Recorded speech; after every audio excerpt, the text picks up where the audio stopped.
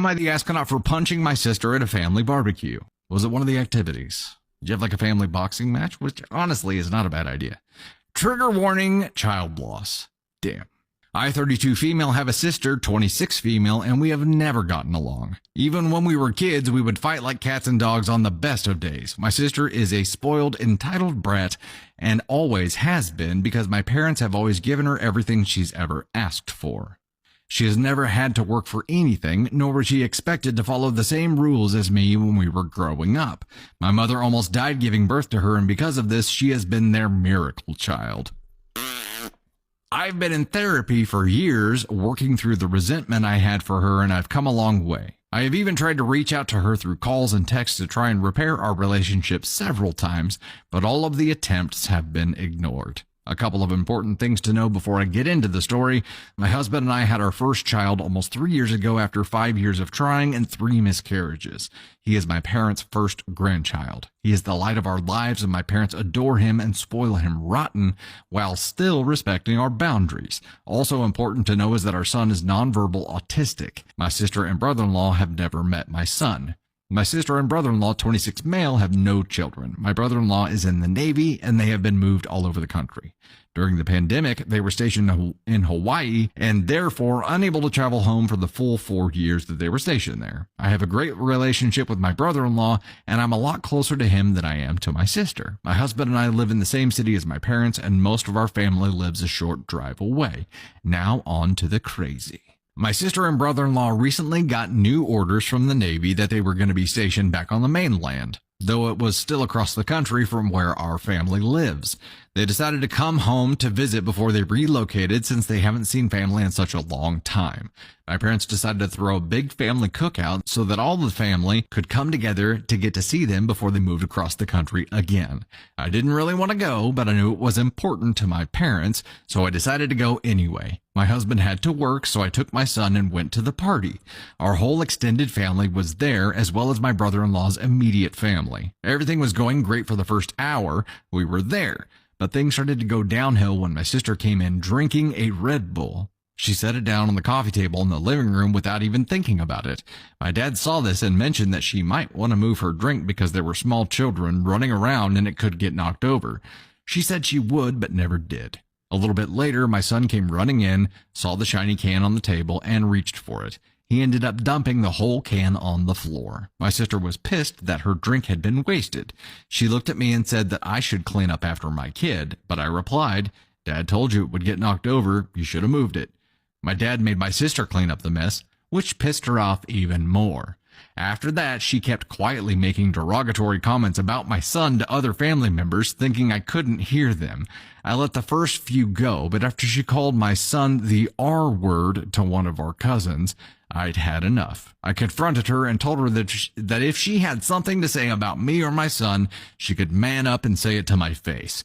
She did get in my face and began screaming and cussing at me, saying that she wasn't surprised that my child turned out special and that it was a good thing that my first 3 kids died because I would have screwed them up too. Okay, we're going straight to ASCON 1 right now. We're going to red flag this, and this is a DFHB Club rejection. Immediately. You are an evil piece of shit, sister. I completely lost my shit. I don't think she was expecting me to retaliate because I punched her right in the face and she went down hard. I'm not a violent person at all, but I do have my limits and I am fiercely protective of my son. My dad and 2 of my cousins stepped in and broke us up. My mom dragged my sister into another room and began screaming at her for saying such horrible things about my son. I went outside with my cousins to cool off, and while talking to them, my brother-in-law came out to apologize on behalf of my sister. I told him I appreciated it, but that I didn't want an apology from him, only one from my sister. He mentioned that he thought my sister might be jealous of my son because he is the only grandchild, and now there has been a shift in the dynamic between her and my parents, because she's not the baby anymore. That made perfect sense to me. With them doting on my son constantly, there was no room for them to spoil her. I took my son home shortly after all of this occurred.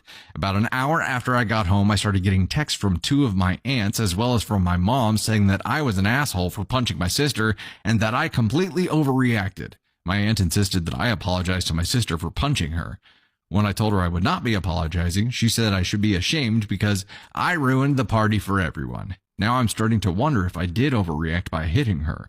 I don't see why I should have to apologize when she was the one who said such horrible things to me in front of our whole family. Honestly, I don't care if I ever see my sister again, though I would miss my brother-in-law. I do feel bad for ruining my parents' party that they worked so hard on.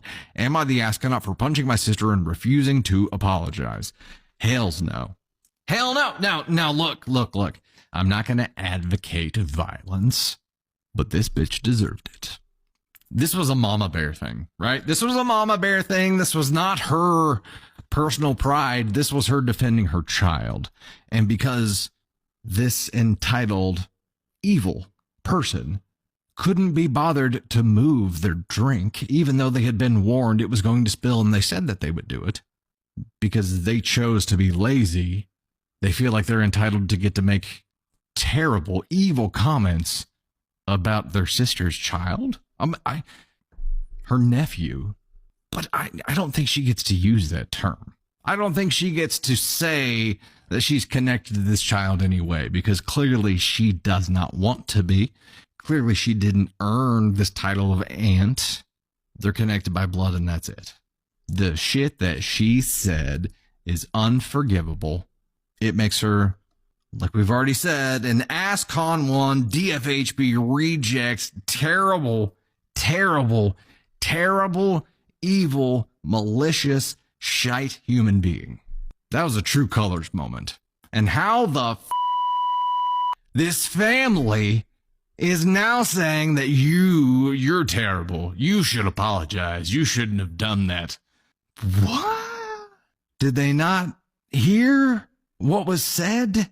Here's my guess, and we talk about this a lot. Whenever you start getting chirpings from other family members, number one, of course, who's their source? If they didn't hear this directly themselves, it was reported to them by sister, who of course has her own version of the story here, right? Of course, who's the source? Here's the second part. When you hear those chirpings from family members, think about motivation, because if they're still around and the sister's still around, the amount of bullshit they're having to listen to, they're having to put up with the sister bitch about how this happened. They're having to listen to her cry and bitch about how it's so unfair. And even after sister left, I'm guessing she's still messaging all of these people talking about how she was wronged and blah, blah, blah, blah, blah. That's why they're saying that you need to apologize. They want their own pain to end. Just understand that the majority of times, whenever you hear from family members that you need to apologize or that you were in the wrong, think about what they're trying to gain. They're trying to gain peace in their lives. They just want this bullshit to go away. They don't want to have to deal with it. I don't know that that's the case, but it's very likely the case. There's nothing else that makes sense to me that could look at what sister said and for an onlooker to be like, yeah, you were wrong for, you were wrong. There's a mama bear moment. Because she was too lazy to move her own friggin' damn drink. Oh yeah. The whole throwing her miscarriages in her face is a whole separate issue. Like, she deserved to get cold cocked in the face for what she said about the kid. What she said about the miscarriages is a whole new level. You gotta be the amount of evil that has to be flowing through your veins to be capable of saying such a thing and to let it get out your mouth and to mean it. Wow. And for all these family members to be like, hey, yeah, you were the wrong one. You were wrong. You shouldn't have done that. Okay. If that's how you really feel, then you're not part of my life anymore. So deuces. Am I the asshole for divorcing my wife for being a stay-at-home mom? Wow. I, male 30, married my wife, female 30, around 5 years ago. We've been dating since high school. I loved how smart, ambitious, and driven she was. We bonded over academics and nerd stuff. We both landed good jobs in the same city right after college. 3 years into marriage, we had our baby. We decided on sending our child to daycare after 6 months, but when 6 months were up, she refused to go to work and send our child to daycare. Her argument was if I picked up more work, we could afford a single income household and she'll be saving us money being a stay-at-home parent, that it was better for our child as well. I refused. Daycare is normal. If it was only me working, I would have to work way more hours, be exhausted, and not spend as much time with my child. I said if she was scared about daycare, we can work in different shifts to stay home with our baby, like tag team. She refuses, saying that does not work for her. And as a mom, she needs to be with her baby at all times. This caused a huge fight between us. She quit her job. She took care of the baby during my work hours and wanted me to take care of cooking dinner on weekdays, cleaning, and baby care on weekends because stay-at-home moms deserve breaks too. This dynamic really made me resent her. I tried communicating many times. The load of bills and insane work hours alone with not being able to enjoy time with my baby all deeply upset me. When I was sure she was not going to listen to me, I filed for divorce. The court gave us 50-50 custody, no alimony or child support since I proved it was her own decision to stay at home, something I never agreed upon, and her career break was only around a year. I moved back in with my parents and they have room for our baby too. Meanwhile, my ex-wife is struggling living paycheck to paycheck. My wife stays with my mom when I work. My mom offered my ex the same, but she was so mad at me that she refused and enrolled our baby in a daycare. I refused to pay it since she can just leave our kid with my mom.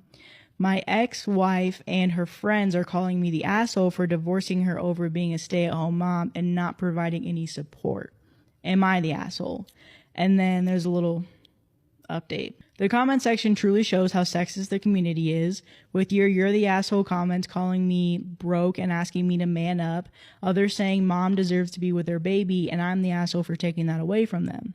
My marriage was based on equality. I never wanted to be the sole breadwinner, and to everyone telling me mom staying home is the best and the thing to do if you can afford it, I was clearly saying we cannot.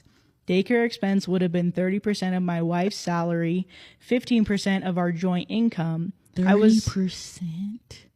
Child is expensive. Yeah. Crazy. I was not even demanding daycare. I offered my mom's help. Part-time, different shifts, anything that would ensure me to have quality time with my child too. She refused that, turning me to an ATM and domestic help. To everyone saying that I should have given her one more time, each phase of childhood only stays for a little while. I missed over a year of my child's life, big moments, smiles, and phases due to this arrangement. My wife did not care or sympathize. It was my duty to provide for her and her right to stay home with the child.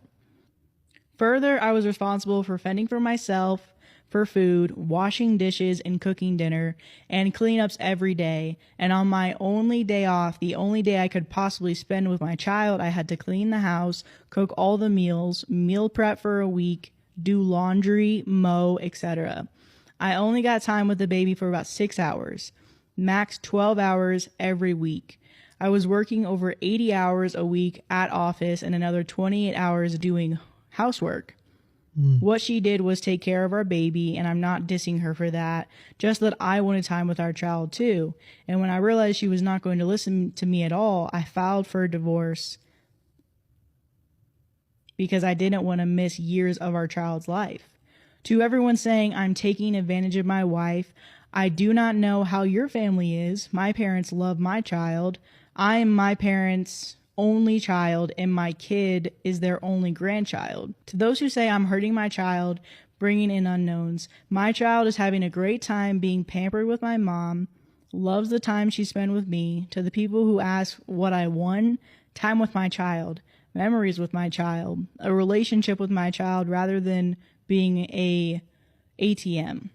And to the people who say I never loved my wife, I did, until I realized that she did not love or care about me, that she only cared about what she needed and wanted, and treated me like an ATM and a slave. It was heartbreaking to realize, but it was not a relationship I wanted to continue with. She took away my time with my child, and that is not something I can forgive easily. I would rather be a present dad with my child.